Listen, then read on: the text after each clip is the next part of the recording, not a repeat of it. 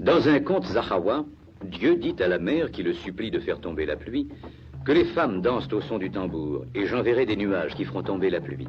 Les femmes dirent « Va chercher le forgeron pour battre le tambour ».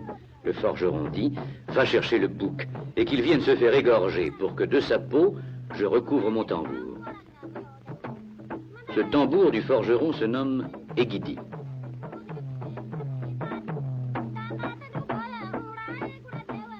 Et cette danse des femmes pour demander la pluie, était-ce Langalang que les jeunes femmes du village des Birgouli se sont mises à danser à la tombée du jour, simplement pour se divertir?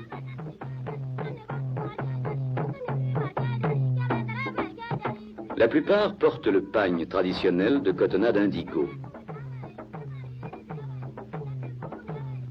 Celle-ci a sur la poitrine le wargahiris, pendentif fait d'une plaque d'argent ornée de cabochons.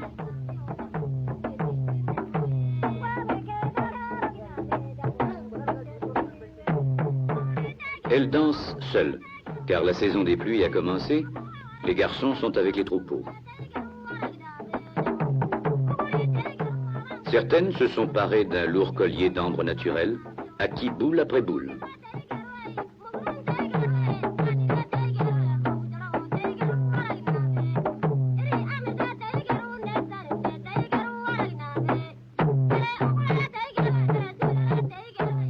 Elles dansent en cercle, tournant autour du musicien en sens inverse des aiguilles d'une montre, comme très souvent en Afrique.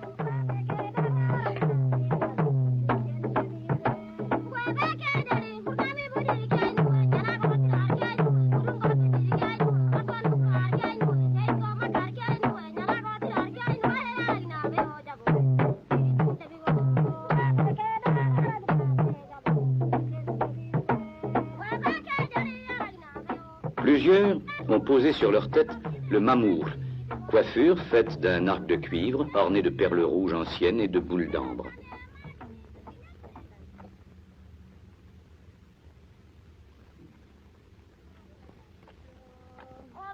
Quand le forgeron est fatigué de battre du tambour, ou quand il n'y a ni tambour ni musicien, on danse ergeiga en chantant et battant des mains.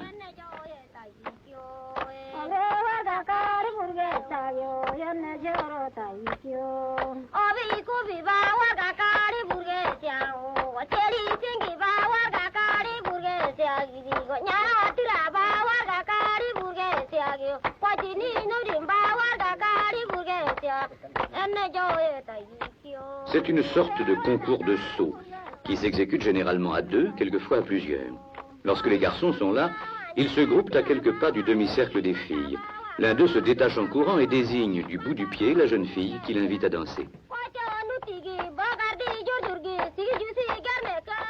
Si un grand personnage assiste à une danse, on attend de lui qu'il encourage musiciens et danseurs.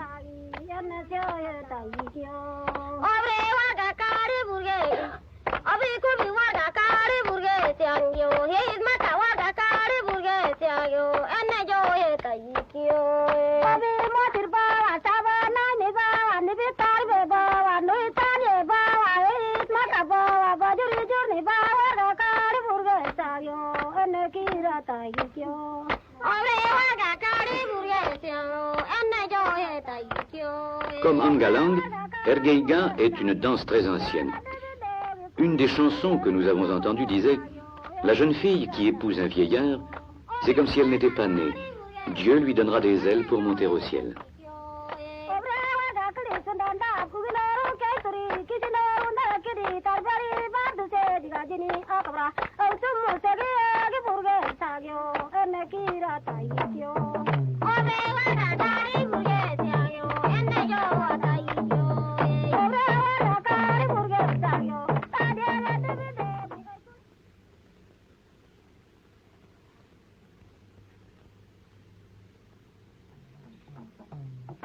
Nous sommes au mois d'août et les pluies se font attendre.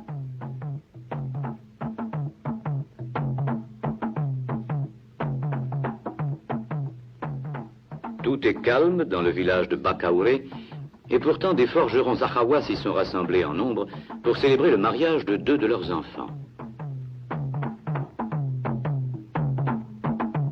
Vers 8 heures du matin, parents et amis se sont réunis à la maison du père du marié pour conduire le garçon